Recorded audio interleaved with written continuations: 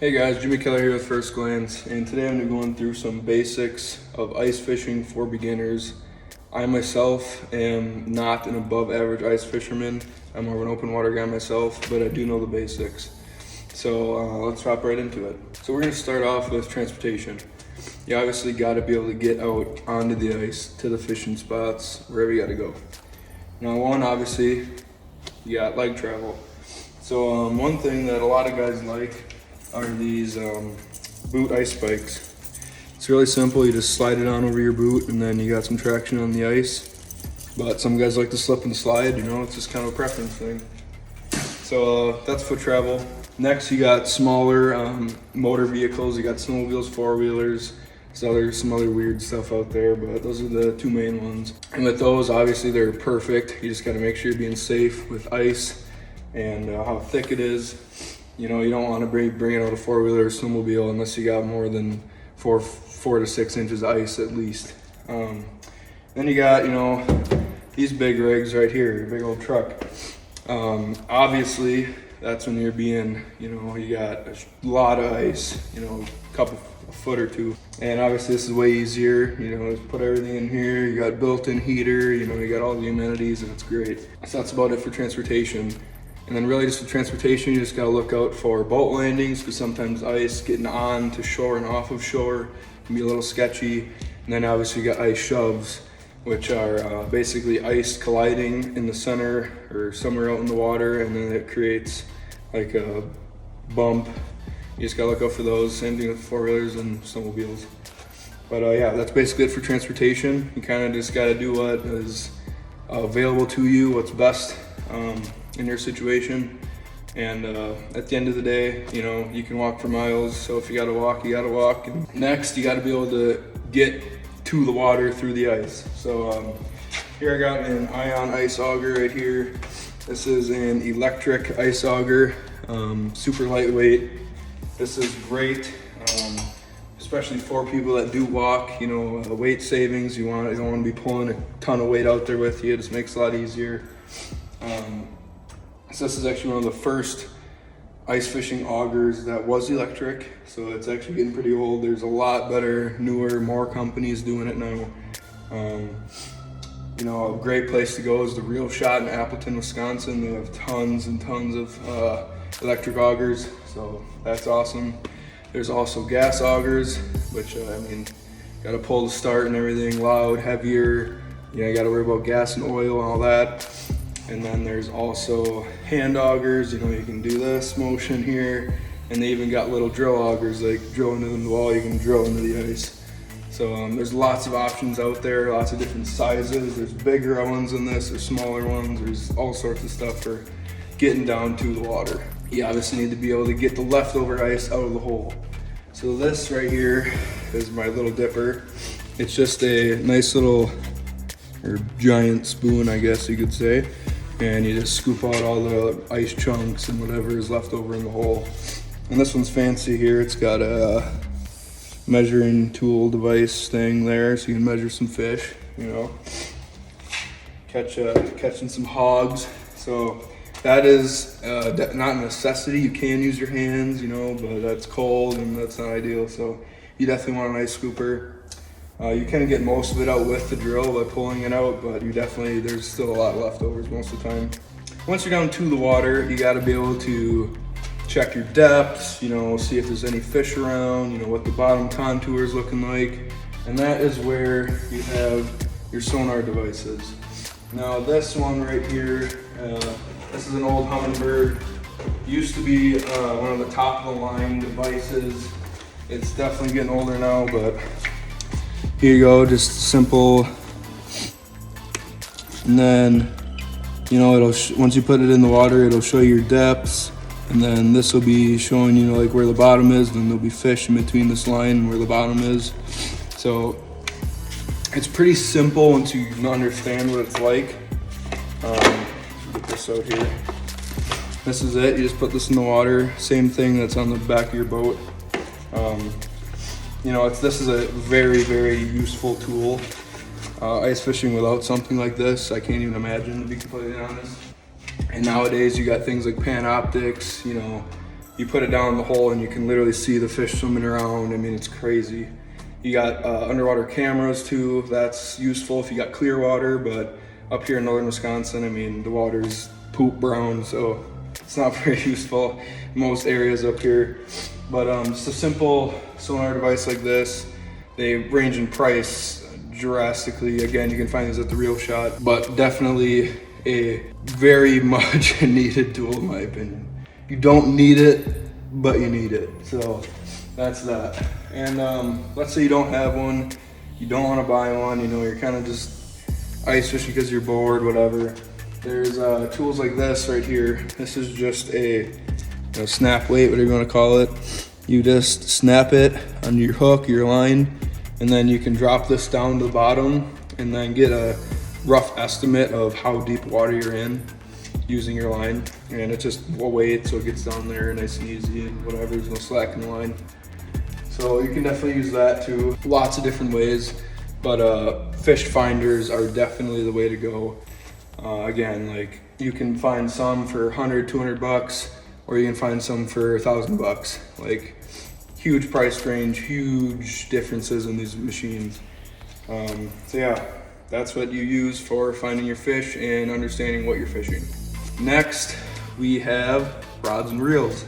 Obviously, in order to catch a fish, you need something to catch it on. So again, I am not crazy into ice fishing, so I don't have a huge setup. I only have 3 rods, you know, whatever. But I got some basic stuff here. First is just a Wicked Ice series by 13 Fishing. Just, you know, simple little guy here. From my experience with rod and reel with ice fishing is you don't want to cheap out. Like, you know, you could go to Walmart and you can get a $15 combo, but your line's gonna be awful. You might catch 2 fish and it snaps, you know, the reel handle might break off.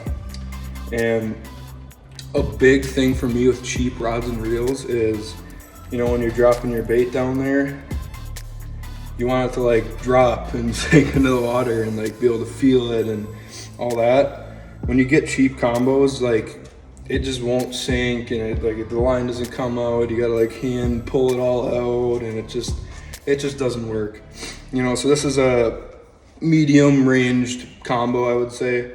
It definitely gets the job done. I use this for more of my heavier stuff, like I got on here.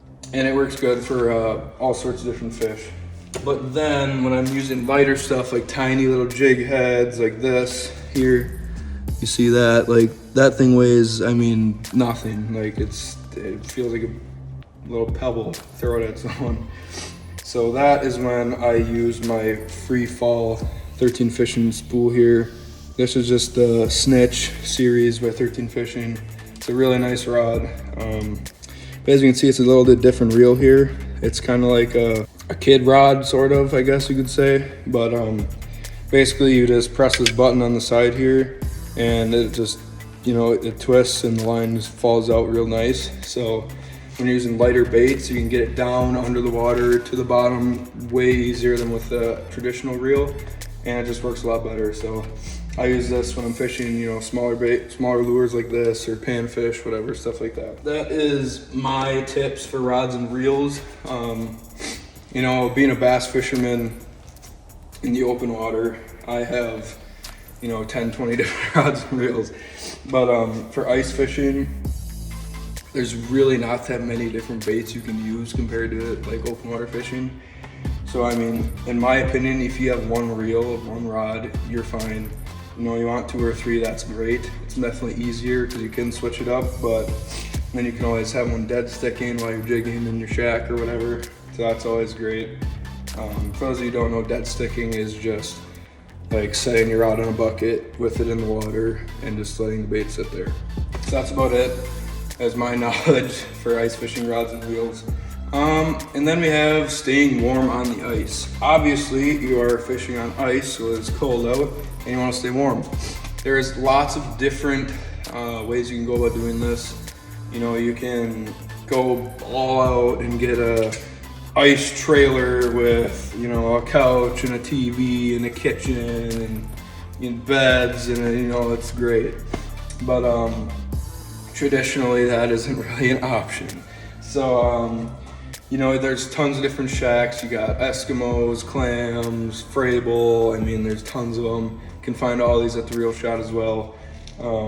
There's one-man sheds, shacks, ice shanties, ice tents, whatever you want to call it.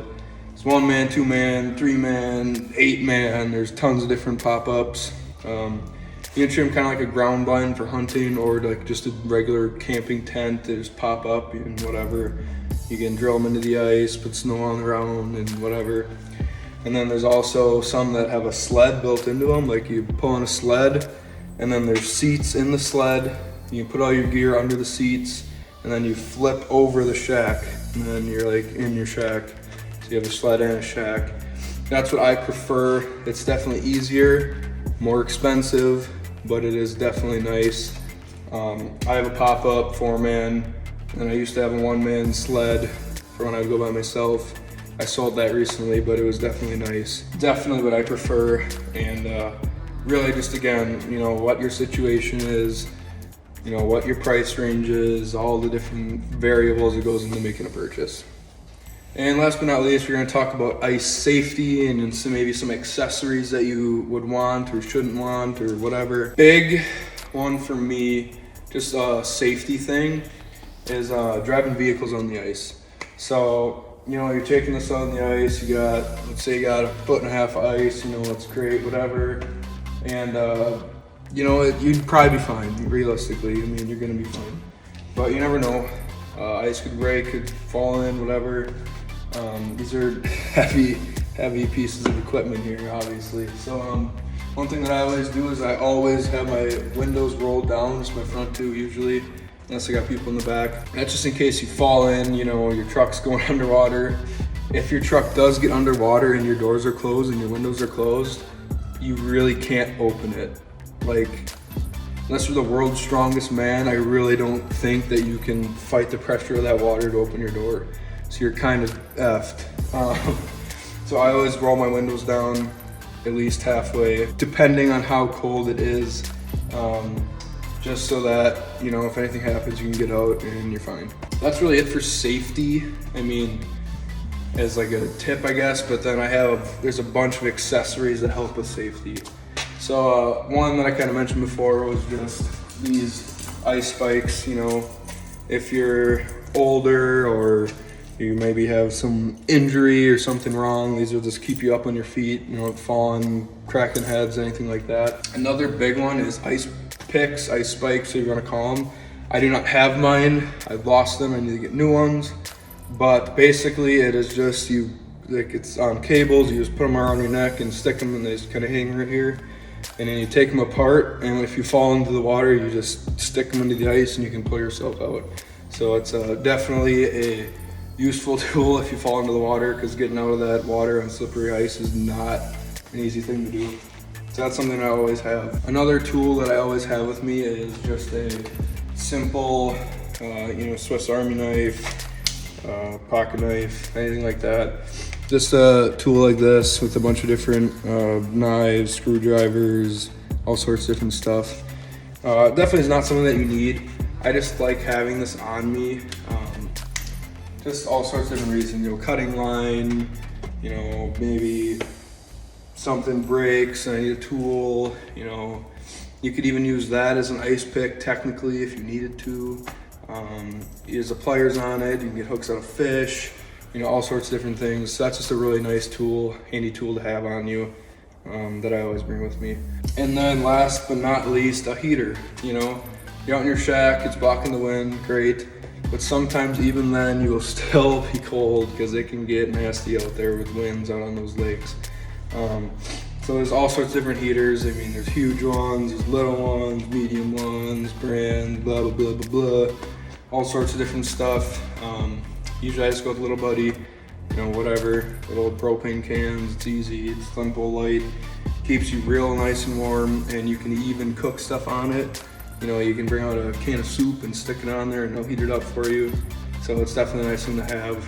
And that is it for my safety tips and accessories for ice fishing.